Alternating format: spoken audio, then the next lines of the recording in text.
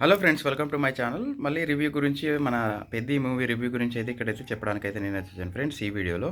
అయితే 'పెద్ది' మూవీ అనేది అన్ని కమర్షియల్ ఎలిమెంట్స్ ఉన్న ఒక విందు భోజనం లాంటి మూవీ అని చెప్పుకోవచ్చు. మనకు చాలా కమర్షియల్‌గా చాలా ఒక స్పోర్ట్స్ మ్యాన్‌షిప్‌తోని పల్లెటూరులో స్పోర్ట్స్ మ్యాన్‌షిప్‌తోని ఒక ఆశయం కోసం పోరాడే ఒక యువకునిలాగా రామ్ చరణ్ నటనైతే ఇరగదీసిండని చెప్పుకోవచ్చు ఫ్రెండ్స్. ఇందులో వచ్చేసి ఇక రంగస్థలం తర్వాత రామ్ చరణ్‌కి రంగస్థలం కంటే ఎక్కువ ఇక్కడ ఈ మూవీలో చాలా నటనతోని అందరిని ఆకట్టుకున్నాడని చెప్పుకోవచ్చు. అయితే ఇక్కడ వచ్చిన విషయం ఏందంటే కొన్ని ప్లస్ పాయింటే అంటే 100% పర్ఫెక్ట్ మూవీ.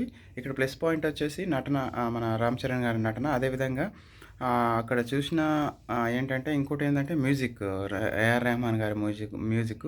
అదేవిధంగా అనవసరంగా ఎవరికి రోల్ ఎంతుంటదో అంత రోల్ పెట్టారు. అదే హీరోయిన్ ఒక మైనస్ వచ్చేసి ఒక 2 సాంగ్స్ అయితే ఇమ్మీడియేట్‌గా రావడం, అయితే సిచ్యుయేషన్ తగ్గట్టు కాకుండా ఇమ్మీడియేట్‌గా రావడము అంటే వెంటనే రావడం, సిచ్యుయేషన్ బేస్ చేసుకోకుండా రావడం అనేది ఒక మైనస్ పాయింట్. కానీ అవి కూడా మనల్ని ఎట్లా అంటే మనల్ని కాంప్రమైజ్ చేసేటట్టే ఉంటాయి ఫ్రెండ్స్. పర్ఫెక్ట్‌గా ఈ మూవీ అయితే 100% బ్లాక్ బస్టర్ అయితే అవుతుందని చెప్పుకోవచ్చు.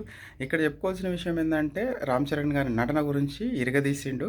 మనం థంబ్‌నెయిల్‌లో చెప్పుకున్నట్టు బ్లాక్ బస్టరు, అదేవిధంగా బాక్స్ ఆఫీస్‌ను కొల్లగొట్టే ఈ యొక్క మూవీ చాలా రోజుల తర్వాత బుచ్చిబాబు గారు కూడా 4 సంవత్సరాల తర్వాత ఉప్పెన తర్వాత తీసిన మూవీ. యాజ్ ఎ డైరెక్టర్‌గా ఆయన కూడా మంచి ఎలిమెంట్స్‌తోని ఎక్కడ ఓవర్ చేయకుండా అయితే చాలామంది ఇప్పుడు చూడండి 'జగపతి బాబు' గారి క్యారెక్టర్ గానీ చెప్పనక్కర్లేదు.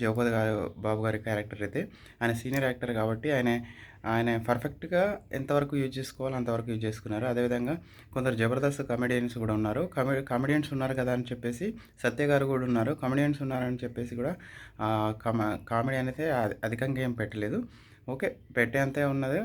దాంతోని పాటు ఏంటంటే ఇక్కడ జాహ్నవి కపూర్ కూడా ఫస్ట్ హాఫ్‌లో వచ్చేసి మనకు అంతో ఇంతో కొంచెం ఏంటంటే క్యారెక్టర్‌కి ఏమంటారంటే ఎంటర్‌టైన్‌మెంట్‌గా ఉన్నా కూడా తర్వాత వచ్చే సీన్‌లలో మాత్రం తన క్యారెక్టర్ కూడా చాలా పర్ఫెక్ట్‌గా ఒక ఆశయం కోసం పోరాడే లేడీలాగా ఉండడం అయితే జరుగుతుంది. ఆల్ ఓవర్‌గా ఈ మూవీకైతే చాలా చాలా మంచి పేరొచ్చి మంచి బ్లాక్ బస్టర్ అయ్యే ఛాన్సెస్ ఉన్నాయి ఫ్రెండ్స్. మీరేమనుకుంటున్నారో ఒక కామెంట్ రూపంలో తెలియండి. పోతు పోతు నా ఛానల్ అయితే సబ్స్క్రైబ్ చేయండి. Thank you very much. జై హింద్.